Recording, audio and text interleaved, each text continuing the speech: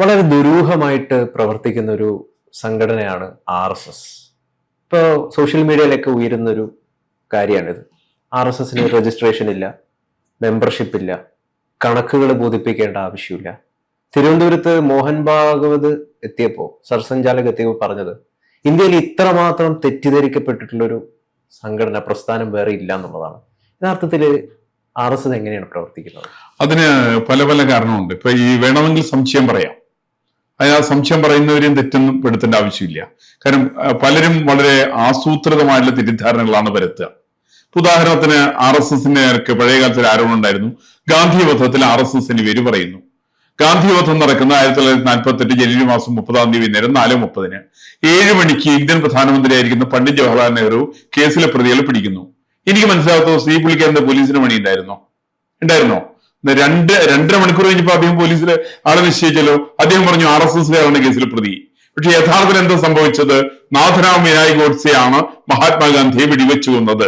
ആരായിരുന്നു നാഥറാം വിനായ് ഗോഡ്സെ? അദ്ദേഹം ഹിന്ദു മഹാസഭക്കാരനാണ്. അതിന്റെ പ്രസിഡന്റിന്റെ പേരെന്താണ്? നിർമ്മൽ ചന്ദ്ര ചാറ്റർജി എന്നാണ്. ആ നിർമ്മൽ ചന്ദ്ര ചാറ്റർജിക്ക് പണ്ഡിറ്റ് ജവഹർലാൽ നെഹ്റു എന്താ ചെയ്തു കൊടുത്തെ? അദ്ദേഹത്തിന് കൽക്കട്ട ഹൈക്കോടതിയിൽ ജഡ്ജിയാക്കി.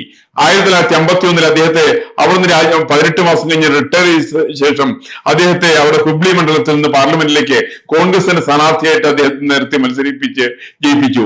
അങ്ങനെ ഒരു സമയത്ത് ഹിന്ദു മഹാസഭയായിട്ട് കൂടുതൽ ബന്ധമുള്ളത് കോൺഗ്രസ് പാർട്ടിക്കല്ലേ എന്നുള്ള വസ്തുതയാണ്. ഇപ്പൊ വാരണാസി ബനാറസ് ഹിന്ദു സർവകലാശാലയുണ്ട്. അതിന്റെ സ്ഥാപകനാരാ? മദനമോഹന മാളവിയാണ്. മദനമോഹന മാളവിയാണ് കോൺഗ്രസിന്റെ പ്രസിഡന്റ് ആയിരുന്നു. അതേസമയം തന്നെ ഹിന്ദു മഹാസഭയുടെ പ്രസിഡന്റുമായി. കാരണം ഹിന്ദു മഹാസഭ രാഷ്ട്രീയത്തിൽ ഇല്ലാത്ത കാലമായിരുന്നു അത്. ഒരേ സമയത്ത് ഹിന്ദു മഹാസഭയും കോൺഗ്രസുമായിട്ടുണ്ടായിരുന്ന നിരവധി ആളുകളുണ്ട്. ഇതൊരു ചരിത്രത്തിന്റെ ഭാഗമാണ്. അതേ സമയത്ത് തന്നെ ചില ആളുകളെ ടാർണിഷ് ചെയ്യാൻ വേണ്ടിയിട്ട് ചില ആഖ്യാനങ്ങൾ ഉണ്ടാക്കുന്ന കാര്യത്തിൽ നെഹ്റു കുടുംബം വഹിച്ച പങ്ക് വളരെ വളരെ വലുതാണ്. ആ പങ്ക് വഹിച്ചതിന്റെ ഭാഗമായിട്ട് ആണ് RSSനെതിരായിട്ട് ചില ആരോപണങ്ങൾ ഉന്നയിക്കുന്നു. കാരണം എന്താ? RSS സർവശക്തമായിട്ട് രംഗത്ത് വന്നിട്ടുണ്ട്. RSSന് എല്ലാ സ്ഥലത്തും വേരോട്ടമുണ്ട്. കോൺഗ്രസ് പ്രസ്ഥാനത്തിന് വേരോട്ടമില്ല. ഇന്നിപ്പം തന്നെ നമ്മൾ ആലോചിച്ച് നോക്ക്, ഇന്ത്യയിൽ എവിടെയാണ് കോൺഗ്രസിന് വേരോട്ടമുള്ളത്? എവിടെയാ? അല്ല, RSSന്റെ വേരോട്ടത്തിനെ കുറിച്ചല്ല. ഇപ്പം മീഡിയ വണ്ണിലെ പ്രമോദ് രാമൻ അദ്ദേഹം ഒരു വലിയ ഭയാനകമായിട്ടുള്ള ഭീതിയൊക്കെ പ്രചരിപ്പിക്കുകയുണ്ടായി. അദ്ദേഹത്തിന്റെ ആശങ്കയാണ്. കാരണം ഈ ഒരു പ്രദേശത്ത്, ഈ നാട്ടില് ആരാണ് ഈ പ്രമുഖനായിട്ടുള്ള ഒരു RSS നേതാവ് എന്ന് ആരോടെങ്കിലും ചോദിച്ചു കഴിഞ്ഞാൽ നമുക്കറിയില്ല. RSS എങ്ങനെയാണ് പ്രവർത്തിക്കുന്നതെന്ന് ചോദിച്ചു കഴിഞ്ഞാൽ നമുക്കറിയില്ല. അപ്പൊ അത്രയും ദുരൂഹമായിട്ട് പ്രവർത്തിക്കുന്ന ഒരു രഹസ്യ സംഘടനയാണ് RSS എന്നാണ് അദ്ദേഹം പറഞ്ഞത്. അതിന് പ്രമോദ് രാമനെ പോലുള്ള ചില ആളുകളുടെ മാധ്യമ പ്രവർത്തനം. പ്രമോദ് രാമൻ എവിടെ നിന്നാണ് ജേർണലിസം പാസ്സായത്? അയാൾക്ക് മാധ്യമ പ്രവർത്തനത്തിന്റെ ABCD എന്തായിരിക്കും നിശ്ചയമുള്ളത്? കൃത്യമായിട്ട് ചില ആളുകളിൽ നിന്ന് പണം വാങ്ങിച്ചുകൊണ്ട് ചില ആളുകൾക്ക് വേണ്ടിയിട്ട് ചില ആഖ്യാനങ്ങൾ സൃഷ്ടിക്കുന്നു എന്നുള്ളതിന്റെ അപ്പുറത്ത് അദ്ദേഹത്തിന് അദ്ദേഹത്തിന് ഏത് ജേർണലിസത്തിലാണ്, പത്രപ്രവർത്തനത്തിലാണ് അദ്ദേഹത്തിന് പ്രാവീണ്യമുള്ളത്? എനിക്ക് വളരെ ബലമായ സംശയമുണ്ട്. അങ്ങനെ സംശയമുള്ളതിന്റെ പേരിലാണ് അദ്ദേഹത്തിന് RSSനെ കുറിച്ച് അദ്ദേഹം അറിയില്ല എന്ന് പറഞ്ഞിട്ടുണ്ടെങ്കിൽ അദ്ദേഹത്തിന് വിവരമെല്ലാം ധരിക്കണം. കാരണം ഇപ്പൊ കേരളത്തിൽ ഏറ്റവും പ്രധാനപ്പെട്ട, കേരളത്തിൽ കഴിഞ്ഞ 50 കൊല്ലക്കാലത്തിനിടയ്ക്ക് ഉണ്ടായത് കേരളത്തിൽ അടിയന്തരാവസ്ഥയാണ്. ഈ അടിയന്തരാവസ്ഥയ്ക്ക് ഏറ്റവും വിരുദ്ധമായിട്ടുള്ള ഏറ്റവും നേതൃത്വം കൊടുത്ത RSS ആണ്. ഇത് പൊതുസമൂഹത്തിൽ ചർച്ച ചെയ്യേണ്ടത്. അതിന് മാത്രമല്ല, ഇപ്പൊ പെരുമണിലെ ദുരന്തം ഉണ്ടായി. ആരാണ് നേതൃത്വം കൊടുത്തത്? RSS ആണ് രംഗത്ത് വന്നത്. ഇപ്പൊ ഇവിടെ വയനാട്ടിൽ ദുരന്തം ഉണ്ടായി. ആരെ രംഗത്ത് വന്നത്? പ്രമോദ് രാമൻ രംഗത്ത് വന്നോ?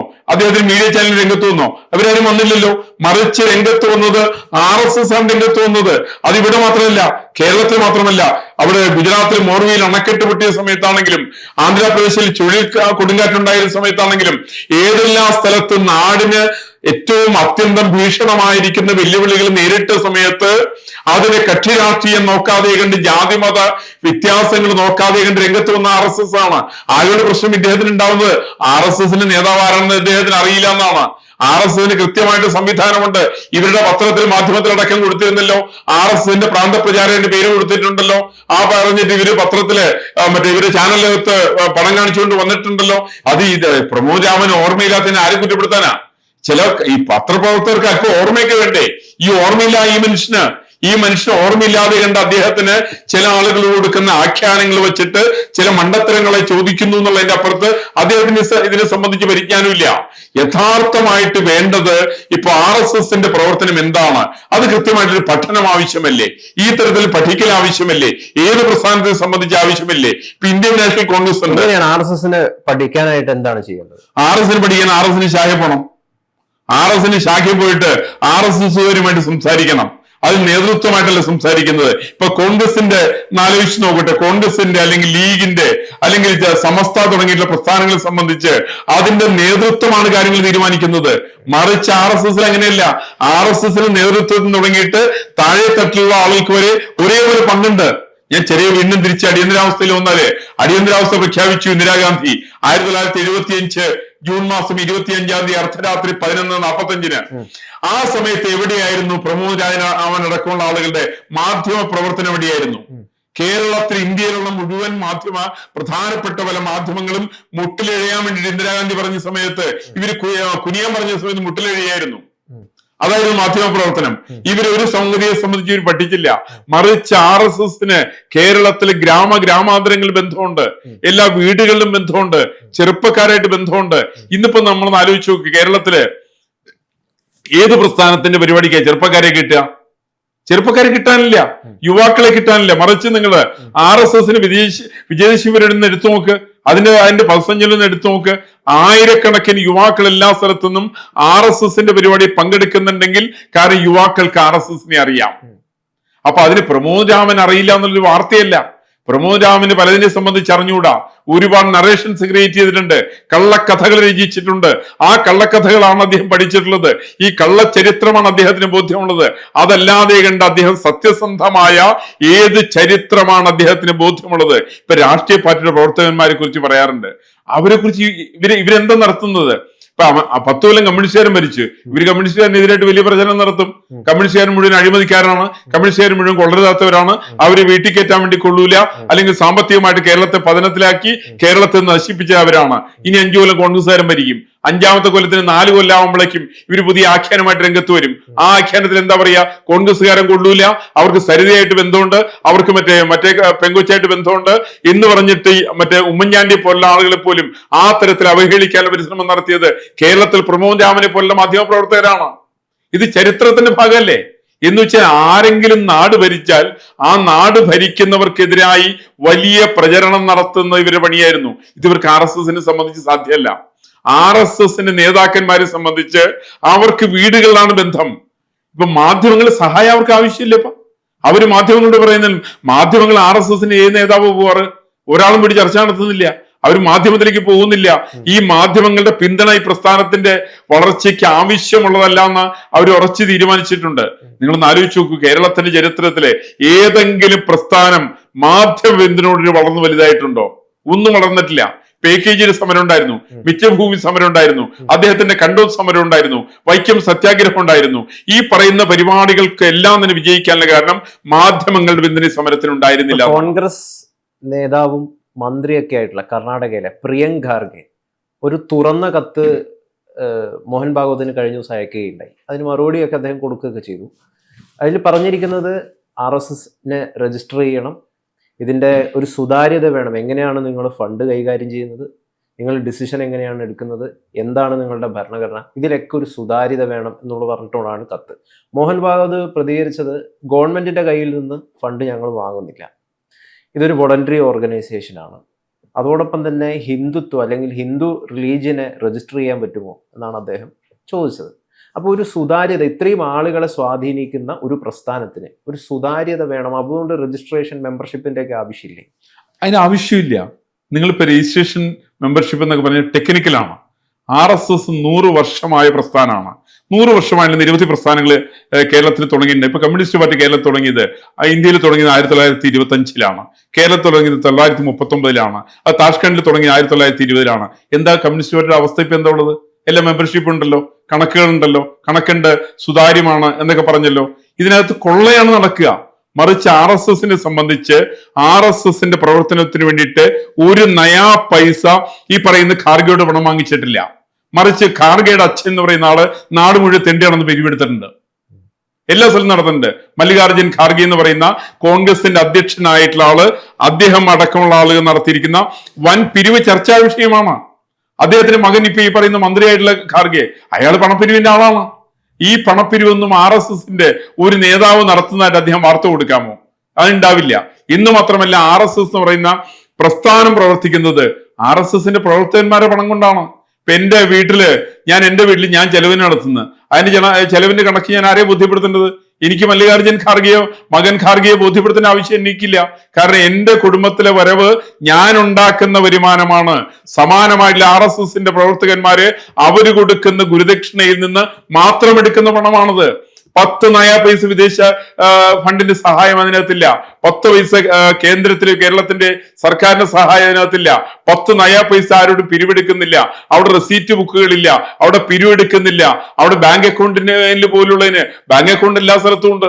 ഈ ബാങ്ക് അക്കൗണ്ട് ഉള്ള സമയത്ത് പോലും RSSന്റെ പ്രവർത്തകന്മാർ കൊടുക്കുന്ന ഗുരുദക്ഷിണയിൽ നിന്നാണ് എടുക്കുന്നത്. ഇത് കോൺഗ്രസിന് ചെയ്തൂടെ? കോൺഗ്രസിന് മല്ലികാർജ്ജുൻ ഖാർഗെയും മകനും ഒക്കെ കോൺഗ്രസിലുണ്ടല്ലോ.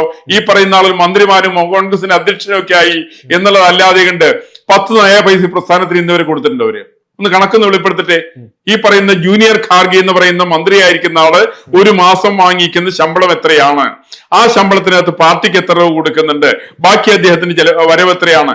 ഈ കാര്യം അദ്ദേഹം ഒന്ന് ബോധ്യപ്പെടുത്തട്ടെ. അത് മല്ലികാർജ്ജുൻ ഖാർഗെ ഒന്ന് ബോധ്യപ്പെടുത്തട്ടെ. അദ്ദേഹം പാർട്ടിയുടെ ഓൾ ഇന്ത്യ പ്രസിഡന്റ് ആണല്ലോ. അദ്ദേഹം എങ്ങനെ യാത്ര ചെയ്യുന്നത്? ആരെ ചെലവ് വെച്ചിട്ടാണ് യാത്ര ചെയ്യുന്നത്? ഇത് മറിച്ച് RSSനെ സംബന്ധിച്ച് RSSന്റെ സർവ്വസാധാരണക്കാരായിരിക്കുന്ന പ്രവർത്തകരടക്കം ആ പ്രസ്ഥാനത്തിന്റെ വിജയത്തിന് വേണ്ടിയിട്ട്, വളർച്ചയ്ക്ക് വേണ്ടിയിട്ട് അതിനുവേണ്ടി അവരങ്ങോട്ട് പൈസ കൊടുക്കുകയാണ്. ഈ പണത്തിന്റെ റെസീറ്റിന്റെ ആവശ്യമില്ല. റെസീറ്റ് എന്നൊക്കെ പറഞ്ഞാൽ ടെക്നിക്കലാണ്. അല്ല, ഒരു മെമ്പർഷിപ്പ് പോലും ഇല്ലാതെ ഒരാൾക്ക് എങ്ങനെയാണ് RSS ആവാൻ പറ്റുക? നിങ്ങൾ RSS ആയിക്കോളൂ, ആകാതിരിക്കും, വിരോധമൊന്നുമില്ല. RSSന്റെ കണക്കിൽ നിങ്ങൾ ഒരു ദിവസം സംഘത്തിന്റെ ശാഖയില് നിങ്ങൾ RSSന്റെ പ്രവർത്തനം അടുത്തിടപഴക്. പഴയ കാലത്ത് പലരും നടത്തിയിട്ടുണ്ടല്ലോ. കമ്മ്യൂണിസ്റ്റ് പാർട്ടി RSSന്റെ പ്രവർത്തനം അറിയാൻ വേണ്ടിയിട്ട് വാസുദേവനെ അയച്ചില്ലേ ഇവിടുന്ന്, പാലക്കാട് നിന്ന്? എന്തായി അവസ്ഥ? ആ വാസുദേവൻ RSS ആയി. അങ്ങനെ കോൺഗ്രസ്സുകാരും പലരെ അയച്ചിട്ടുണ്ട്. ഇങ്ങനെ അയച്ച ആളുകൾക്ക് എന്തായി? അവർ ഈ പ്രസ്ഥാനത്തിനകത്ത് ലയിക്കും. കാരണം കാപട്യം തിരിച്ചറിയും. കമ്മ്യൂണിസത്തിന്റെ കാപട്യവും കോൺഗ്രസിന്റെ കാപട്യവും ഖാർഗെ കുടുംബത്തിന്റെ കാപട്യവും നെഹ്റു കുടുംബത്തിന്റെ കാപട്യവും ജനങ്ങൾ തിരിച്ചറിയും. മറിച്ച് RSSനെ സംബന്ധിച്ച് ഇതൊന്നൊരു വിഷയമല്ല. RSS ആരും മെക്കെട്ടങ്ങട് കയറാറില്ല. RSSന്റെ ഒരു ബൗദ്ധിക്കല് ഈ പറയുന്ന മല്ലികാർജ്ജുൻ ഖാർഗെ ആരോപണം ഉന്നയിച്ചു.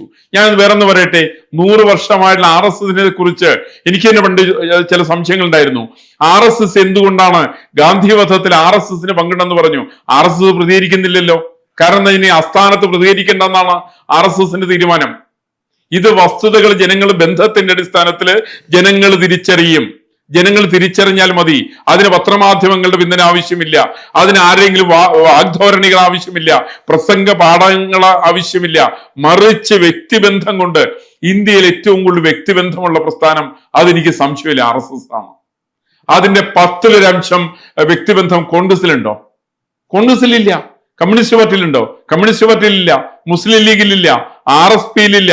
ഒരു പ്രസ്ഥാനത്തിനകത്തും ഇല്ല. കാരണം ഏറ്റവും കൂടുതൽ ഗ്രാമങ്ങളിൽ പ്രവർത്തിക്കുന്ന പ്രസ്ഥാനം അത് RSS ആണ്.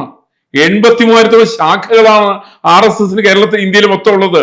ഈ കേരളത്തിൽ മാത്രം ഏകദേശം വളരെ നമ്പർ 6,000-7,000-ഓളം ശാഖകൾ കേരളത്തിൽ മാത്രമുണ്ട്. എല്ലാ ഗ്രാമപ്രദേശങ്ങളിലും RSSന്റെ ശാഖയുണ്ട്. ഇവിടെ അവർക്കെല്ലാം വീടുകളായിട്ട് ബന്ധമുണ്ട്. ഓരോ ആഴ്ചയിൽ സാധാരണ സംഘത്തിന്റെ പ്രവർത്തകന്മാര്, എനിക്കറിയാം, ഞാൻ ആദ്യം കേട്ടിട്ടുണ്ട് ആഴ്ചയിൽ 50 വീടുകൾ നിങ്ങൾ കയറണം എന്നാ പറയാ. എന്ന് വെച്ചാൽ ഒരു ദിവസം നിങ്ങൾ കയറേണ്ട വീട് 7 വീടുകൾ വരെ നിങ്ങൾ കയറണം ഒരു ദിവസം. അങ്ങനെ കയറുന്ന ആളുകളാണ് RSSകാര്. RSSന് കേരളത്തിൽ മാത്രം ഏകദേശം 250-ൽ പരം വരുന്ന പ്രചാരകന്മാരുണ്ട്. ആ നമ്പർ ഏകദേശം 10,000-ന് മേലെ വരും ഭാരതമൊട്ടാകെ വന്നിട്ട്. അങ്ങനെ നിരവധി പ്രചാരകന്മാർ RSSനുണ്ട്. ഇവരാരും ശമ്പളം വാങ്ങിക്കാത്തവരാണ്. ഇവരാരും പത്രവാർത്തകളിൽ വരാത്തവരാണ്. ഇവരാരും തെരഞ്ഞെടുപ്പിൽ മത്സരിക്കാത്തവർ, ഇലക്ഷൻ മത്സരിക്കാത്ത ഒരാളെ കോൺഗ്രസില് താല്പര്യമില്ലാത്ത ഒരാളെ പേരെന്ന് പറയട്ടെ, ഖാർഗെ, ജൂനിയർ ഖാർഗെ പറയട്ടെ, സീനിയർ ഖാർഗെ പറയട്ടെ. നിങ്ങളുടെ പഞ്ചായത്ത് തലം തുടങ്ങിയിട്ട് ഒരു നേതാവിന്, ഒരു പ്രവർത്തകന് പാർലമെന്ററി വ്യാമോഹമില്ലാത്ത ഒരാളുടെ പേര് ഇദ്ദേഹം എന്ന് പറയട്ടെ. മറിച്ച് നിങ്ങൾക്ക് RSSന്റെ പ്രവർത്തനത്തിൽ അങ്ങനെയല്ല. RSSന് ലക്ഷക്കണക്കിന് പ്രവർത്തകന്മാരുള്ള RSSനകത്ത് പാർലമെന്റ് വ്യാമോഹമുള്ള ഒരാളുടെ പേര് വരുന്നു പറഞ്ഞാൽ മതി. ഒരൊറ്റ ആളുടെ പേര്, 2 ആളുടെ പേര് പറയണ്ട. അങ്ങനെ ഇവർക്ക് പറയാൻ സാധ്യമല്ല. അവിടെയാണ് RSSും മറ്റു പ്രസ്ഥാനങ്ങളും തമ്മിൽ വ്യത്യാസതാണ്. അതുകൊണ്ട് മറ്റു ചില പ്രസ്ഥാനങ്ങൾ പറയും RSS ഞങ്ങളെപ്പോലെ തന്നെ ആവണം. ഈ മോഹമാണ് ഖാർഗെക്കുള്ളത്. അത് നടക്കൂല. കാരണം ഖാർഗെയുടെ പ്രസ്ഥാനം എന്നൊക്കെ പറഞ്ഞിട്ടുണ്ടെങ്കിൽ നെഹ്റു കുടുംബത്തിന്റെ ചില ചാവേറുകളാണ്. നെഹ്റു കുടുംബത്തിന്റെ അടിമകളാണ് ഇവരൊക്കെ. ഈ ഖാർഗെമാരൊക്കെ ആരാ? നെഹ്റു കുടുംബത്തിന്റെ അടിമയല്ലേ? പഴയ കാലത്ത് മൻമോഹൻ സിംഗ് ഉണ്ടായിരുന്നു. അദ്ദേഹത്തിന് വേണ്ടി പ്രധാനമന്ത്രിയാണ്, നല്ല വിവരമുള്ള ആളാണ്. അദ്ദേഹമാണ് പഴയ കാലത്ത് നമ്മൾ G7 പോയിട്ട് അവിടെ പുറകെ പോയിട്ട് അവിടെ കുനിക്കൂടി നിൽക്കുന്ന ആളാ ആ പുള്ളിയായിരുന്നു. സാധാരണ സോണിയാഗാന്ധിയുടെ പിന്നാലെ നടക്കുന്ന ആളാ. ഇങ്ങനെയല്ല യഥാർത്ഥത്തിൽ വേണ്ടത്. ഒരു രാജ്യത്തിന്റെ പ്രധാനമന്ത്രിക്ക് എങ്ങനെയാണ് പ്രധാനമന്ത്രിയുടെ വലിപ്പം ബോധ്യമാവുന്നത്? നിങ്ങൾ നരേന്ദ്രമോദിയെ കണ്ടുപിടിക്കുക. നരേന്ദ്രമോദി എവിടെ മുന്നിലേക്ക് നിൽക്കുന്ന ഒരു പ്രധാനമന്ത്രിയാണ്. പക്ഷെ സാധാരണ പ്രവർത്തകന്മാരെ സംബന്ധിച്ച് RSSന് കൃത്യമായുള്ള കണക്കുകളുണ്ട്. RSSന് നേതാക്കന്മാരുടെ കണക്കുകളുണ്ട്. അവരാരും പത്രമാധ്യമങ്ങളുടെ മുന്നിൽ വരാറില്ല. അവരാരും പണത്തിന്റെ കൊഴുപ്പുകൾ കാണിക്കാറില്ല. അവരാരും വലിയ ഹോട്ടലുകളിൽ താമസിക്കാറില്ല. സംഘത്തിന്റെ പ്രചാരന്മാരോട് താമസിക്കുന്നത്. അല്ല, ഇത് ഒരു തരത്തിലൊരു അപകടം തന്നെയാണല്ലോ. അതായത് ഇപ്പൊ ഒരാൾ ഒരു ക്രിമിനൽ കുറ്റകൃത്യം ചെയ്തിട്ട് അയാൾ പറയുന്നത് ഞാൻ RSSകാരനാണ്. അങ്ങനെ പറയില്ലല്ലോ. ഒരു ക്രിമിനൽ കുറ്റം എന്ന ആള് അയാൾ RSSകാരനെന്ന് പറഞ്ഞ് രക്ഷപ്പെട്ടതിന്റെ ഒരു ചരിത്രം പറയൂ. മറിച്ച് കോൺഗ്രസ്സുകാരന്റെ ചരിത്രം ഞാൻ പറയാം. കോൺഗ്രസ്സുകാരിൽ ധാരാളം പേര് ക്രിമിനൽസും ഉണ്ട്. അവരെ സംരക്ഷിക്കുന്ന കോൺഗ്രസ്സുകാരാണ്. നല്ല എക്സാമ്പിൾ NSUവിന് സമ്മേളനം നടന്നു. 1985 നാഗ്പൂരിലെ സമ്മേളനം നടന്നത്. നമ്മുടെ കേരളത്തിന്റെ ഇന്നത്തെ ഹോം മിനിസ്റ്റർ ആയിട്ടുള്ള രമേശ് ചെന്നിത്തല അന്ന് NSUവിന്റെ പ്രസിഡന്റ്. ചെന്നിത്തല ഒന്ന് പറയട്ടെ, ചെന്നിത്തലയുടെ പട അച്ചടിച്ചു എന്നല്ലോ അതിനകത്ത്. ഏത് പത്രത്തിനകത്താ? അതിനകത്ത് മറ്റേ ഒരു ഇംഗ്ലീഷ് പത്രത്തിനകത്ത് അദ്ദേഹത്തിന്റെ പട അച്ചടിച്ചു വന്നു. ഇന്ത്യ ടുഡേയില് അച്ചടിച്ചു എന്നിട്ട് എന്താ പറഞ്ഞത്? അവിടെ NSUക്കാര് റെയിൽവേ സ്റ്റേഷൻ ഇറങ്ങിയിട്ട് 2 ദിവസത്തും കയറിയിട്ട് സ്ത്രീകളെ ബലാത്സംഗം ചെയ്യലായിരുന്നു പ്രധാനപ്പെട്ട പരിപാടി. അത് മാത്രമല്ല അവർ ചെയ്തത്. അവിടെ എത്തിയതിനു ശേഷം കോൺഗ്രസ്സുകാരും ചെയ്തൊരു മറ്റൊരു പരിപാടിയും കൂടി ഉണ്ട്. അവര് വന്നതിന്റെ പേരില് NSUവിന്റെ സമ്മേളനം നടന്നതിന്റെ പേരില് കോൺഗ്രസിന്റെ യുവജന വിദ്യാർത്ഥി വിഭാഗത്തിന്റെ സമ്മേളനം നടന്നതിന്റെ പേരിൽ നാഗപ്പൂരിന്റെ ചരിത്രത്തിൽ ആദ്യമായിട്ട് റെഡ് സ്ട്രീറ്റിന് ഹോളിഡേ കൊടുത്തു. ഇത് RSSന്റെ ചരിത്രത്തിൽ ഇല്ല. RSSന് മെമ്പർഷിപ്പ് ഇല്ലെങ്കിലും RSSന്റെ പ്രവർത്തനം എന്ന് പറഞ്ഞാൽ തികച്ചും സുതാര്യമാണ്. നിങ്ങൾക്ക് ആർക്ക് വേണമെങ്കിൽ RSSൽ വരാം. അത് ക്രിസ്ത്യാനിക്ക് വരാം, മുസ്ലിമിന് വരാം, കമ്മ്യൂണിസ്റ്റുകാരന് വരാം, കോൺഗ്രസ്സുകാരന് വരാം, ആർക്ക് വേണമെങ്കിലും വരാം. ശാഖയാണ് അതിന്റെ തുടക്കം. ഈ ശാഖയ്ക്കകത്ത് മെമ്പർഷിപ്പിന്റെ പ്രശ്നമില്ല. ആ ശാഖയിൽ കളികളാണുള്ളത്. അവിടെ പരസ്പരം സംസാരിക്കുന്നുണ്ട്. വലിയ ഗീർവാണ പ്രസംഗങ്ങളൊന്നും അവിടെ ഇല്ല. ഒരു ശാഖയിലും ഒരു ദിവസം ഒരാൾ പോലും 10 മിനിറ്റ് കൂടുതൽ സംസാരിക്കില്ല. ഏതെങ്കിലും കോൺഗ്രസ് സമ്മേളനം കാണിച്ചു തരാൻ പറ്റുമോ? ഏതെങ്കിലും കമ്മ്യൂണിസ്റ്റുകാരന്റെ സമ്മേളനം കാണിച്ചു തരാൻ പറ്റുമോ? അങ്ങനെ പ്രസംഗം ഇല്ല അവിടെ മറിച്ച് വ്യക്തിബന്ധങ്ങളാണ് കൂടുതല്, ആത്മബന്ധങ്ങളാണ് കൂടുതല്. ഈ ആത്മബന്ധമൊന്നും കണക്കിലെഴുതി തീർക്കേണ്ടതല്ല. ആത്മബന്ധങ്ങള് വ്യക്തികൾ തമ്മിലുള്ള ബന്ധമാണ്. ഈ നാട്ടിൽ തന്നെ, ഭാരതത്തിൽ തന്നെയുള്ള സമസ്ത ജനവിഭാഗങ്ങളും തമ്മിൽ ആ തരത്തിലൊരു വ്യക്തിബന്ധമാണ് ഉണ്ടാകേണ്ടത്. അങ്ങ് പറയുന്നത് ആത്മബന്ധത്തെ രജിസ്റ്റർ ചെയ്യാൻ പറ്റില്ല എന്നാണ്. ആത്മബന്ധം രജിസ്റ്റർ ചെയ്യാൻ പാടില്ല. വ്യക്തികൾക്ക് മാത്രമേ പറ്റുള്ളൂ. വ്യക്തിബന്ധത്തിനാണ് രജിസ്ട്രേഷൻ ഉള്ളത്. ആ വ്യക്തികളുടെ ബന്ധങ്ങൾക്കൊക്കെ രജിസ്ട്രേഷൻ ഉണ്ട്. RSS ആത്മബന്ധത്തിലുള്ള പ്രസ്ഥാനമല്ല. അതുകൊണ്ട് നിങ്ങൾ RSSന് ഞാൻ സംസ്ഥാന പ്രസിഡന്റാന്ന് പറഞ്ഞിട്ട് ആരെങ്കിലും നിങ്ങളുടെ മുമ്പിൽ ഒരു ചാനലിൽ വന്നിട്ടുണ്ടോ? ഒരാളും വന്നിട്ടുണ്ടാവില്ല. കാരണം അതിന്റെ ആവശ്യമില്ലപ്പ. RSS ഒരു മാനസികമായിട്ടുള്ള വ്യാപാരമാണ് അവിടെ നടക്കുന്നത്. മാനസിക ബന്ധമാണ് അവിടെ നടക്കുന്നത്. ഇതൊന്നും കോൺഗ്രസ്സുകാർ പറഞ്ഞാൽ മനസ്സിലാവില്ല, കമ്മ്യൂണിസ്റ്റുകാരന് പറഞ്ഞാൽ മനസ്സിലാവില്ല. കാരണം അവര് പലപ്പോഴും ആഖ്യാനങ്ങൾ സൃഷ്ടിക്കുന്നവരാണ്. ഈ ആഖ്യാനങ്ങൾ സ്വന്തം വ്യക്തിപരമായുള്ള താല്പര്യങ്ങൾ സംരക്ഷിക്കാൻ വേണ്ടിയിട്ടാണ്. ഇത് RSSൽ ഇല്ലപ്പ. RSSന്റെ ഓൾ ഇന്ത്യ അധ്യക്ഷനായിരിക്കുന്ന മോഹൻജി ഭാഗവത് ഇന്നേ വരെ അദ്ദേഹം ഒരു തെരഞ്ഞെടുപ്പിൽ അദ്ദേഹത്തിന്റെ സ്റ്റേറ്റ്മെന്റ് നിങ്ങൾക്ക് കാണിച്ചു തരാൻ സാധിക്കുമോ? അദ്ദേഹം ഏതെങ്കിലും ഇലക്ഷൻ മത്സരിച്ചിട്ടുണ്ടോ? നേരെ മറിച്ച് കോൺഗ്രസ്സുകാരെന്ന് ആലോചിച്ച് നോക്ക്. മത്സരിക്കാത്തൊരു നേതാവിന് കോൺഗ്രസിൽ പറഞ്ഞ കോൺഗ്രസിന്റെ വർക്കിംഗ് കമ്മിറ്റിക്കകത്ത് ഇലക്ഷനുമായിട്ട് ബന്ധപ്പെടാത്ത, പാർലമെന്ററി വ്യാമോഹമില്ലാത്ത ഒരാളുടെ പേരെന്നോട് പറഞ്ഞാൽ മതി. ഇപ്പൊ തന്നെ കേരളത്തിൽ അറിയാലോ, മുഖ്യമന്ത്രിയാകാൻ വേണ്ടിയിട്ട് വലിയ മത്സരമായിരുന്നില്ലേ 3 പേര് തമ്മില്. അവസാനത്ത് 3 പേരും തീരുമാനിക്കുന്ന ആരാന്നുള്ള കാര്യം 1 മാസക്കാലത്തോളം നീണ്ടു നിർത്തി. ഈ പ്രശ്നം തന്നെയായിരുന്നു കർണാടകത്തിൽ ശിവകുമാറും സിദ്ധരാമയ്യയും തമ്മിൽ ഉണ്ടായിരുന്ന യുദ്ധം. അതിന്റെ ഈ ഖർഗെക്ക് മുഖ്യമന്ത്രി ആവാനുള്ള മോഹം ഉണ്ടായിരുന്നു. അങ്ങനെയുള്ള ചില മോഹികളുടെ പ്രസ്ഥാനമായിരിക്കുന്ന കോൺഗ്രസും അല്ലെങ്കിൽ കമ്മ്യൂണിസ്റ്റ് പാർട്ടിയും RSSുമായിട്ട് താരതമ്യപ്പെടുത്തരുത്. RSSന് പാർലമെന്ററി വ്യാമോഹമില്ല. RSSന് ഇത്തരത്തിൽ മാധ്യമങ്ങളുടെ വിചാരണ കേൾക്കാനോ അല്ലെങ്കിൽ അതിനു വേണ്ടിയുള്ള പ്രചരണത്തിനോ താല്പര്യമില്ല. RSS പ്രചോദനം ഉൾക്കൊള്ളുന്നത് മുസോളിനിയിൽ നിന്നാണ്, ഒരു ഫാസിസ്റ്റ് സംഘടനയാണെന്നൊക്കെ ഇതിനിടയിൽ ചില കോൺഗ്രസ്സുകാരൊക്കെ പറയുന്നത്. അത് പുസ്തകം വായിക്കാത്ത കോൺഗ്രസ്സുകാരാ. ഞാൻ വേറൊന്ന് പറയട്ടെ, അത് ഇവർ പറഞ്ഞ് ശരിയാന്ന് സമ്മതിച്ചു എന്നിരിക്കട്ടെ. അങ്ങനെയാണ് ഇവർ ആദ്യം ചെയ്യേണ്ടത് പണ്ഡിറ്റ് ജവഹർലാൽ നെഹ്റുവിനെയാണ്. ഇവർ ആദ്യം ചോദ്യം ചെയ്യേണ്ടത് മറ്റേ മഹാത്മാഗാന്ധിയെയാണ്. മഹാത്മാഗാന്ധി 1935 വാർധയിൽ നടന്ന RSSന്റെ ശിബിരത്തിലേക്ക് ക്ഷണിക്കപ്പെടാതെ കണ്ടാണ് എത്തിപ്പെട്ടത്. കേരളത്തിൽ ഏതെങ്കിലും കോൺഗ്രസ് സമ്മേളനത്തിൽ മഹാത്മാഗാന്ധി ക്ഷണിക്കപ്പെടാണ്ട് വന്നിട്ടുണ്ടോ? 1935 വാർധയില് സമ്മേളനത്തിൽ അദ്ദേഹം പങ്കെടുത്ത് ക്ഷണിക്കപ്പെടാണ്ടാണ്. അപ്പൊ അതിന്റെ ചരിത്രം എന്താ? കാരണം അദ്ദേഹത്തിന് RSSന് മനസ്സിലായി. അതുകൊണ്ട് തന്നെയാണ് പണ്ഡിറ്റ് ജവഹർലാൽ നെഹ്റു ആദ്യകാലത്ത് RSSന് മേൽ ഗാന്ധി വധത്തിന്റെ ആരോപണം ഉന്നയിച്ച അതേ പണ്ഡിറ്റ് ജവഹർലാൽ നെഹ്റു തന്നെ 1963 നടന്ന റിപ്പബ്ലിക് ദിന പരേഡില് RSSനെ കൂടി പങ്കെടുപ്പിക്കണം എന്ന് ആവശ്യപ്പെട്ടു. അങ്ങനെയാണല്ലോ ഡൽഹിയിൽ പങ്കെടുത്തത്.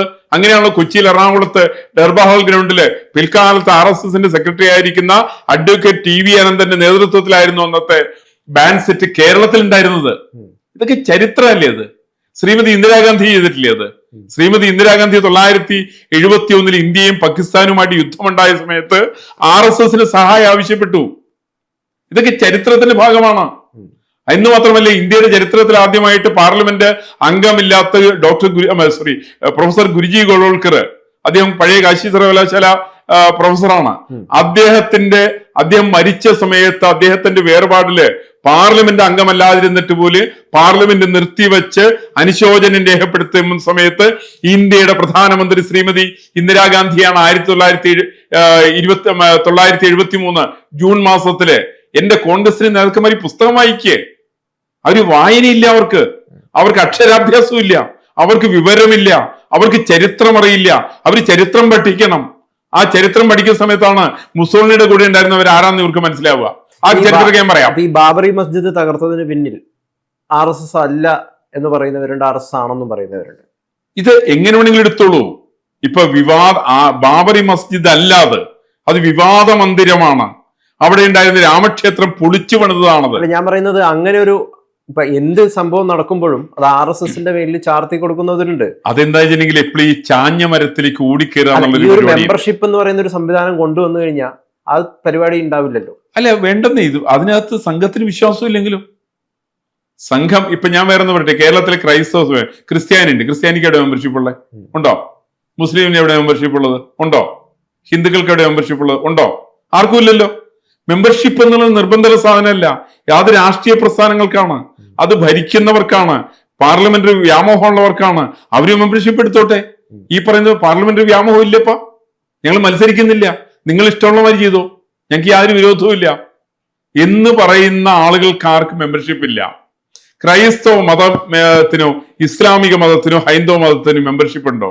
അത് വെറുതെ വിവരമില്ലാത്ത കോൺഗ്രസ്സുകാരൊക്കെ ഒന്നും പറയണ്ട. ഇതിന് മെമ്പർഷിപ്പ് ഉണ്ടെന്ന് ഇവർ എന്നോടൊന്ന് പറയട്ടെ ആദ്യം. അതിന് മെമ്പർഷിപ്പ് ഇല്ല, RSSനും ഇല്ല. അത് മാത്രമേ ഉള്ളൂ. ഒരു ഹിന്ദുവിനെ RSSൽ നിന്ന് വ്യത്യസ്തപ്പെടുത്തുന്നത് എന്താ? ഹിന്ദു അല്ല, RSSൽ നിന്ന് വ്യത്യസ്തപ്പെടുന്നത് ഒന്നും വ്യത്യാസപ്പെടുത്തുന്നില്ല. ഈ നാട്ടിൽ ജീവിക്കുന്ന മുഴുവൻ ആളുകളും ഹിന്ദുക്കളാണ്. അവരൊക്കെ RSS ചേരാൻ യോഗ്യരുമാണ്. ഒരൊറ്റ മുസ്ലിമാണെന്ന് പറഞ്ഞിട്ടോ ക്രിസ്ത്യാനിയാണെന്ന് പറഞ്ഞിട്ടോ ആരെയും മാറ്റി നിർത്തണമെന്ന് RSS പറഞ്ഞിട്ടില്ല. ഇവിടുത്തെ ക്രിസ്ത്യാനിയും മുസ്ലിം. അതുകൊണ്ടാണ് ഡോക്ടർ MC ജഗ്ലയുണ്ട്, ഇന്ത്യയുടെ ആദ്യത്തെ വിദ്യാഭ്യാസ വകുപ്പ് മന്ത്രിയായിരുന്നു. അങ്ങനെ RSSകാരനായല്ലോ. എന്തായാലും ചരിത്രം എന്താ? അതേപോലെ തന്നെ കേരളത്തിൽ നിന്നുള്ള അമൂലിന്റെ മറ്റേ ഇദ്ദേഹത്തിന്റെ അമൂലിന്റെ കുര്യൻ ആരായിരുന്നു ലാസ്റ്റ്? RSS ആയിരുന്നില്ലേ? ഇവിടെ KT തോമസ് എന്താ പറഞ്ഞു? ജസ്റ്റിസ് സുപ്രീം കോടതിയിൽ ജഡ്ജായിരുന്നല്ലോ കേരളത്തിൽ നിന്നുള്ള അദ്ദേഹം എന്താ പറഞ്ഞു? ഇന്ത്യയെ സംരക്ഷിക്കുന്ന 4 ഘടകങ്ങളൊന്നാണ് RSS എന്നാണ്. എന്ന് വെച്ചാൽ RSS എന്ന് പറയുന്ന ജാതിക്കുപരി മതത്തിനുപരി ആയിട്ട് പ്രവർത്തിക്കുന്ന ഒരു വലിയ സംസ്കാരത്തിന്റെ ഭാഗമാണ്. ആ സംസ്കാരത്തിന് മെമ്പർഷിപ്പിന്റെ ആവശ്യമില്ല, അതിന് പണപ്പിരിവിന്റെ ആവശ്യമില്ല. ആളുകൾ സ്വയം അറിഞ്ഞുകൊണ്ട് സ്വന്തം പോക്കറ്റിൽ പണമെടുത്ത് അവിടെ യാത്ര ചെയ്യുന്നു, അവര് പൈസ ചെലവാക്കുന്നു. അതിനിപ്പോ എന്താ? അത് എല്ലാവർക്കും ചെലവാക്കാൻ പറ്റുമോ? അങ്ങനെയാണ് സ്വയം സേവകരുണ്ടാവുന്നത്. അതിലാണ് സ്വയം സേവകരുണ്ടാവുക. ഈ വളരെ സാധാരണക്കാരാണത്. ഇത്രയും സാധാരണക്കാരായിരിക്കുന്ന ആളുകള്, ഇത്രയും യുവജനങ്ങളായിട്ടുള്ള ആളുകള്, ഇത്രയും സ്ത്രീകളുടെ യുവതികളുടെ പങ്കാളിത്തം ഏതെങ്കിലും കോൺഗ്രസ് പ്രസ്ഥാനത്തിനകത്തുണ്ടോ? ഏതെങ്കിലും കമ്മ്യൂണിസ്റ്റ് പ്രസ്ഥാനത്തിനകത്തുണ്ടോ? RSSൽ മാത്രമാണ് അതുള്ളത്. അതിന് കാരണം ഇതാണ്, RSSന്റെ ഇച്ഛാശക്തിയുള്ള നേതൃത്വമുണ്ട്, സത്യസന്ധരായിരിക്കുന്ന നേതൃത്വമുണ്ട്, അവർക്ക് അതിൽ കരുത്തുണ്ട്, അവർക്ക് ബുദ്ധിശക്തിയുണ്ട്, അവര് വേണ്ട രീതിയിൽ കാര്യങ്ങൾ ആസൂത്രണം ചെയ്യും. ഇതൊന്നും ചെയ്യാൻ കോൺഗ്രസ്സുകാർക്ക് പറ്റൂല. അതുകൊണ്ടാണ് കോൺഗ്രസിന് 100 കൊല്ലക്കാലത്തും ജീവിക്കാൻ പറ്റിയില്ല. 1885 തുടങ്ങിയുള്ള കോൺഗ്രസ് 1967 കോൺഗ്രസിന്റെ അടിയന്തരം കഴിഞ്ഞു. ഇപ്പോൾ കോൺഗ്രസ് എന്ന് പറയുന്നത് ഇന്ത്യൻ സ്വാതന്ത്ര്യ സമരത്തില് ഒരു ബന്ധമില്ലാത്ത കോൺഗ്രസ് ആണത്. ഇപ്പോഴത്തെ കോൺഗ്രസിന് ഒരു ബന്ധവും ഇന്ത്യൻ സ്വാതന്ത്ര്യ സമരത്തിലില്ല. ഇത് ഇന്ദിരാ കോൺഗ്രസ് ആണ്, നെഹ്റുവിന്റെ മകളുടെ കോൺഗ്രസ് ആണത്. ഇങ്ങനെയല്ല RSS 100 വർഷമായിട്ട് ഇവിടെ ഉണ്ട്. അത് പ്രവർത്തിക്കുന്നതിന് പ്രത്യേകമായിട്ടുള്ള കാര്യാലയം, വലിയ ഓഫീസുകളൊന്നും അതിനില്ല, വലിയ ആസ്ഥാനങ്ങളൊന്നും അതിനില്ല. RSSന്റെ ചില ചെറിയ കാര്യാലയങ്ങളിൽ ജില്ലാ തലം വരെ അതിന് കാര്യാലയങ്ങളുള്ളൂ. അല്ല, അവിടെയാണ് ഇത് ഇത്തരമൊന്നും ഇല്ലാണ്ട് പിന്നെ എങ്ങനെയാണ് പ്രവർത്തിക്കുന്നത് എന്നുള്ളതാണ് അതിന് കാരണം ദുരൂഹത ഉണ്ടാവുന്നത്. ദുരൂഹതയല്ല, ജനങ്ങളിൽ വിശ്വാസമില്ലാത്തവർക്ക് ദുരൂഹത ഉണ്ടാവും. കോൺഗ്രസ്സുകാരൻ ജനങ്ങളിൽ വിശ്വാസമില്ല, അപ്പൊ അവർക്ക് ദുരൂഹതയായി. കാരണം അങ്ങനെ ഉണ്ടെങ്കിൽ ഞങ്ങളുടെ കൂടെ വരില്ലേ? ഞങ്ങളോട് ആരും വരില്ലപ്പാ. ഈ കോൺഗ്രസ്സുകാരൻ വെട്ടി കയറ്റാൻ കൊള്ളൂ? എന്താ ഇവര് പറയാത്തത്? കോൺഗ്രസ്സുകാരൻ ഇപ്പൊ നാഗപ്പൂർ ചെന്നിട്ടെങ്കിൽ കോൺഗ്രസ്സുകാരൻ വെട്ടി കയറ്റാൻ കൊള്ളൂ? കയറ്റാൻ കൊള്ളില്ല. ഇവൻ അവിടെ പോയിട്ട് വിഭജിക്കാൻ പറ്റുമെന്ന് നോക്കും. അപ്പൊ ഈ പാരമ്പര്യമുള്ളതിന്റെ പേരിലാണ് കോൺഗ്രസ്സുകാരന് ഗതിയില്ലാണ്ട് കിട്ടുന്നത്. ഇന്ത്യയുടെ ചരിത്രത്തിൽ ആദ്യമായിട്ട് ലക്ഷത്തിലധികം വരുന്ന യുവാക്കളെ വന്ധീകരിച്ച ആളുടെ പേര് ശ്രീമതി ഇന്ദിരാഗാന്ധി എന്നോ. ഇത് ചരിത്രത്തിന്റെ ഭാഗമാണത്. അല്ലെങ്കിൽ കോൺഗ്രസ്സുകാരൻ അല്ല എന്ന് പറയട്ടെ. എത്ര ലക്ഷം ആളുകളെ ഇവര് വന്ധീകരിച്ചെന്ന് ഇവര് പറയട്ടെ. യുവാക്കളെയാണ് ഇവർ വന്ധീകരിച്ചത്. ഇത് ഇന്ത്യൻ ചരിത്രത്തിന്റെ ഭാഗമാണ്. ഇന്ന് മാത്രമല്ല, ഇവരൊക്കെ ഭരിച്ചുകൊണ്ടിരിക്കുന്ന കാലത്തല്ലേ ഇന്ത്യയിൽ ലോകത്തിൽ എവിടെയെങ്കിലും സംഭവിച്ചിട്ടുണ്ടോ എന്ന് പറയുക DGP ജനങ്ങള് തല്ലിക്കൊല്ലുക. അത് കേരളത്തിൽ സംഭവിച്ചില്ലേ? 1998 കേരളത്തിന്റെ റിട്ടയർ ചെയ്തിട്ടുള്ള DGP ആയിരുന്ന ഇപ്പം മുസ്ലിങ്ങളോടൊക്കെയുള്ള RSSന്റെ സമീപനം ഒരുപാട് മാറുന്നുണ്ടെന്നും. ഇപ്പം തിരുവനന്തപുരത്ത് നിന്ന് മോഹൻ ഭാഗവത് പറഞ്ഞൊരു കാര്യം, പാകിസ്ഥാനുമായിട്ട് തുറന്ന സംഭാഷണം, അത് പാകിസ്ഥാൻ ജനങ്ങളുമായിട്ട് തുറന്ന സംഭാഷണം നടത്തേണ്ടതാണ്. കാരണം അവിടെയുള്ള കുറേയധികം ജനങ്ങൾ ഇങ്ങോട്ട് വരാൻ ആഗ്രഹിക്കുന്നുണ്ടെന്നാണ്. അല്ല, അതിനൊരു കാരണം എന്താണെന്ന് വെച്ചിട്ടുണ്ടെങ്കിൽ, ഈ മുസ്ലിങ്ങള് ഇമാംമാര് പറയുന്ന മാതിരിയോ ഉസ്താദുക്കൾ പറയുന്ന പോലെ അല്ല. സാധാരണ മുസ്ലിങ്ങളുണ്ട്. ഇവൻ ഈ നാടിനെ സ്നേഹിക്കുന്നവനാണ്, ഇവൻ ഈ പാരമ്പര്യത്തെ ആദരിക്കുന്നവനാണ്. മുസ്ലിങ്ങൾ അങ്ങനെയാണ് ശരിക്ക്. അവര് നിരവധി ജാതികളാണ്. ഇപ്പൊ കേരളത്തിൽ നിന്ന് എടുത്തു നോക്ക്, മുസ്ലിങ്ങൾ 71 ജാതിയുണ്ട് കേരളത്തില്. ഇപ്പൊ ലീഗിനകത്ത് ഞാൻ വേറെ ഒന്ന് പറയട്ടെ, ഇപ്പൊ നിങ്ങളിപ്പോ ഈ പറയുന്ന മറ്റേ പ്രമോദ് രാമനോ മറ്റു രാമനോ പറയുന്നല്ലോ, മുസ്ലിം ലീഗിനകത്ത് പിന്നാക്ക സമുദായക്കാരനായിട്ടുള്ള മുസ്ലിമിന് അംഗത്വം കൊടുക്കുവോ? ഒന്ന് പറയട്ടെ ഇവര്, എന്നോട് ചരിത്രം പറയട്ടെ. ഏത് പിന്നാക്ക സമുദായക്കാരനാണ് മുസ്ലിം ലീഗിന്റെ അധ്യക്ഷൻ ആവാൻ സാധിക്കുക, മുസ്ലിം ലീഗിന്റെ ജനറൽ സെക്രട്ടറി ആവാൻ സാധിക്കുക, പാർട്ടിയുടെ സെക്രട്ടറി ആവാൻ സാധിക്കുക? ഒരു പിന്നോക്കക്കാരനാവാൻ സാധിക്കുമോ? പക്ഷെ ഇന്ത്യൻ പ്രധാനമന്ത്രി, ഇന്ത്യൻ പ്രസിഡന്റ് വേണ്ടി പിന്നാക്കക്കാരനാവാം, ഒരു പ്രശ്നമില്ല. അപ്പൊ എവിടെയാ സുതാര്യതയുള്ളത്? സുതാര്യത എവിടെയുള്ളത്? ലീഗിനകത്തുണ്ടോ? കോൺഗ്രസിനകത്തുണ്ടോ? ഇപ്പൊ കേരളം തന്നെ നമ്മൾ പറയുന്നത്, കേരളത്തിന്റെ ചരിത്രത്തിൽ ഇന്നേവരെ ഒരു വനിതയെ കേരളത്തിന്റെ മുഖ്യമന്ത്രി ആക്കിയിട്ടുണ്ടോ? നമ്മള് ഒരു പട്ടികജാതിക്കാരനെ ആക്കിയിട്ടുണ്ടോ? അങ്ങനെ ഇല്ലാത്ത ആളുകളാണ് ഈ പറഞ്ഞുകൊണ്ടിരിക്കുന്നത്. കേരളത്തിൽ മാധ്യമങ്ങളൊക്കെ ഉണ്ടല്ലോ, മാധ്യമങ്ങൾക്ക് പട്ടികജാതിക്കാരനെ കേരളത്തിലെ മുഖ്യമന്ത്രിയാക്കിയ ഇവനെന്താ, ഇവന് വല്ല ഐക്യത്തിന്റെ പ്രശ്നമുണ്ടോ? മാധ്യമ പ്രവർത്തകർക്ക്, പ്രമോദ് രാമൻ അടക്കമുള്ളവര് ഇവരെന്താ അതിനെ കുറിച്ച് ആവശ്യപ്പെടാത്ത? എന്താ ഇന്നിവരെ കേരളത്തിന് നമ്മൾ വളരെ വിദ്യാഭ്യാസപരമായിട്ട് ഉന്നതിയിലാണെന്ന് സ്വയം പറഞ്ഞുകൊണ്ടിരിക്കുന്ന നമ്മള് ഇന്നേവരെ പട്ടികജാതിക്കാരനെ കേരളത്തിന് മുഖ്യമന്ത്രിയാക്കിയിട്ടില്ല. ഇന്നേവരെ ഒരു വനിത കേരളത്തിന് മുഖ്യമന്ത്രിയാക്കിയിട്ടില്ല. ഇത് കേരളത്തിൽ മാത്രമാണ്. നിങ്ങളൊന്ന് ആലോചിച്ച് നോക്കും, മറ്റുള്ള സംസ്ഥാനങ്ങളിലൊക്കെ. കേരളത്തിലെ തമിഴ്നാട്ടിലും എല്ലാം അടങ്ങുന്ന എല്ലാ സംസ്ഥാനങ്ങളിലും, ഉത്തരേന്ത്യൻ സംസ്ഥാനങ്ങൾ മുഴുവനായിട്ടും വനിതകളെ മുഖ്യമന്ത്രിമാരാക്കിയിട്ടുണ്ട്. കേരളത്തിലാക്കൂല. കേരളത്തിൽ അങ്ങനെ എങ്ങാൻ പറഞ്ഞു എന്നുണ്ടെങ്കിൽ ശൈലജ ടീച്ചറിന്റെ പടിയടച്ച് പെണ്ണമ്മയ്ക്കും, അല്ലെങ്കിൽ കെയർ ഗൗരി പെണ്ണല്ലേ ചെമ്മീൻ എന്നുള്ള കൂടെ ചോദിക്കും. ഒരു ബ്രാഹ്മണ അല്ലാത്ത ഒരാൾ എന്തുകൊണ്ട് RSSന്റെ തലപ്പത്തിൽ വരുന്നില്ല എന്ന് പറയുന്ന വിമർശനം ഉയരുന്നുണ്ട്. അത് ഇവര് അറിയാത്തോണ്ട് പറയുന്നതാണ്. ഞാൻ വേറെന്ന് പറയും, ഇപ്പൊ കേരളത്തിന്റെ തന്നെ RSSന്റെ കേരളത്തിന്റെ പ്രാന്തപ്രചാരകനുണ്ട്. ഞാൻ അദ്ദേഹത്തിന് ജാതി പറയുന്നില്ല. കേരളത്തിന് സംസ്ഥാന അധ്യക്ഷനുണ്ട്, ഓൾ ഇന്ത്യ അധ്യക്ഷനായിരുന്ന ആളുണ്ട്. ഓൾ ഇന്ത്യ അധ്യക്ഷന്മാരിൽ എല്ലാവരും ബ്രാഹ്മണരാണെന്നാണ് ഇവർ ധരിച്ചിരിക്കുന്നത്. ഇവര് നിശ്ചയിക്കുന്നത് ജാതി പേര് പറയണമെന്നാണ്. EM ശങ്കരൻ നമ്പൂതിരിപ്പാടെന്ന് പറഞ്ഞാൽ മാത്രമാണ് നമ്പൂതിരിപ്പാടാവുക, അല്ലാത്തവരൊക്കെ പിന്നോക്കക്കാരാണ്. അങ്ങനെയല്ല. ഇപ്പൊ നിരവധി ആളുകൾ സ്വന്തം ജാതി പേര് ഉപേക്ഷിച്ചിട്ടുണ്ട്, മന്നത്ത് പത്മനാഭൻ അടക്കം. അതേപോലെ തന്നെ നിരവധി ആളുകൾ, പിന്നാക്ക സമുദായത്തിൽപ്പെട്ട ആളുകൾ ഇന്ത്യൻ പ്രസിഡന്റ് ആയിട്ടുണ്ട്. RSSന്റെ നേതൃത്വത്തിൽ വന്നിട്ടുണ്ട്. മറിച്ച് വരാതിരിക്കുന്ന ഏത് പ്രസ്ഥാനത്തിനകത്താണെന്നറിയോ? കമ്മ്യൂണിസ്റ്റ് പാർട്ടിക്കകത്താണ്. കമ്മ്യൂണിസ്റ്റ് പാർട്ടിയുടെ പൊളിറ്റ് ബ്യൂറോയിലുള്ള ആളുകൾ ജാതി ഒന്ന് ഇവരൊന്ന് വ്യക്തമാക്കട്ടെ. അവിടെ ഒരു പട്ടികജാതിക്കാരനുണ്ടോ? ഒരു പട്ടികവർഗക്കാരനുണ്ടോ? ഒരു എത്ര പിന്നോക്കക്കാർ അവിടെ ഉണ്ട്? ഉണ്ടായിട്ടില്ലല്ലോ. അവിടെ സ്ഥിരമായിട്ട് വരുന്നവരാരാണ്? ബ്രാഹ്മണർ വരുന്നത് കമ്മ്യൂണിസ്റ്റ് പാർട്ടിയിലാണ്, ബ്രാഹ്മണർ വരുന്നത് കോൺഗ്രസിലാണ്. ബ്രാഹ്മണനല്ലാത്ത പട്ടികജാതിക്കാരനായിട്ടുള്ള ഒരേ ഒരാൾ കോൺഗ്രസിൽ വന്നത് സീതാറാം കേസരിയാണ്. ആ സീതാറാം കേസരി സ്വന്തം സ്ഥാനത്ത് നിന്ന് വലിച്ചു താഴെയിട്ടത് ഇപ്പോഴത്തെ രാഹുൽ ഗാന്ധിയുടെ അമ്മയായിട്ടുള്ള സോണിയാഗാന്ധിയാണ്. ഇത് ചരിത്രത്തിന്റെ ഭാഗമല്ലേ? ഇത് RSS ചെയ്തിട്ടില്ല. RSSൽ പിന്നോക്കക്കാരനാവാം, RSSൽ പട്ടികജാതിക്കാരനാവാം. RSSൽ നിരവധി ആളുകൾ അങ്ങനെ വന്നിട്ടുണ്ട്. അവരാരും ജാതി ചോദിക്കാറില്ല. അതുകൊണ്ടാണ് 1935 വാർധായില് RSSന് ശിബിരത്തിൽ പങ്കെടുക്കുന്ന സമയത്ത് മഹാത്മാഗാന്ധി ചോദിക്കുന്നുണ്ട്, ഈ ഇരിക്കുന്ന ആളുകൾ പട്ടികജാതിക്കാരാരൊക്കെയാ ഉള്ളത്? ആരും കൈവക്കിയില്ല. അവിടെ നിരവധി പേര് പട്ടികജാതിക്കാരാണ്. വ്യക്തിപരമായിട്ട് അദ്ദേഹം സംസാരിച്ചപ്പോ അവര് പറഞ്ഞു, ഞങ്ങൾ ഇന്ന സ്ഥലത്തു നിന്നുള്ളവരാണ്, ഞങ്ങൾ ഇപ്പുറത്തെ സ്ഥലത്തു നിന്നുള്ളവരാണ്, ഞങ്ങൾ പട്ടികജാതിക്കാരാണ്, പട്ടികവർഗക്കാരാണ്, പിന്നാക്ക സമുദായക്കാരാണ്, ഞങ്ങൾ എല്ലാവരും ഒരേ സ്ഥലത്തിരുന്ന് ആഹാരം കഴിക്കുന്നു, ഞങ്ങൾക്ക് ഈ പറയുന്ന ജാതി ചിന്ത ഞങ്ങൾ വരുന്നില്ല.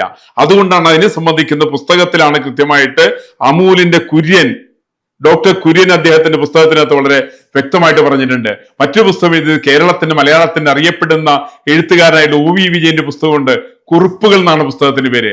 ആ കുറിപ്പുകളും എന്റെ ബഹുമാനപ്പെട്ട കോൺഗ്രസ് നേതാക്കന്മാര് ഒന്ന് സമയം കിട്ടുമ്പോൾ വായിച്ചു നോക്കുന്നത് നല്ലതാണ്.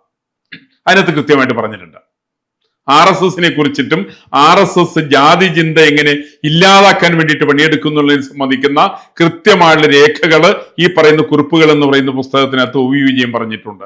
അതേപോലെ തന്നെയാണ് മറ്റ് ഡോക്ടർ കുര്യൻ പറഞ്ഞിരിക്കുന്നത്. അങ്ങനെ പല ആളുകളും ഇത് പറഞ്ഞിട്ടുണ്ട്. അപ്പൊ ഈ വിവരം കെട്ട ചില ആളുകൾ പറയുന്ന വാക്കുകൾക്ക് അമിത പ്രാധാന്യം കൊടുക്കേണ്ട എന്നാണ് എന്റെ അനുമാനം.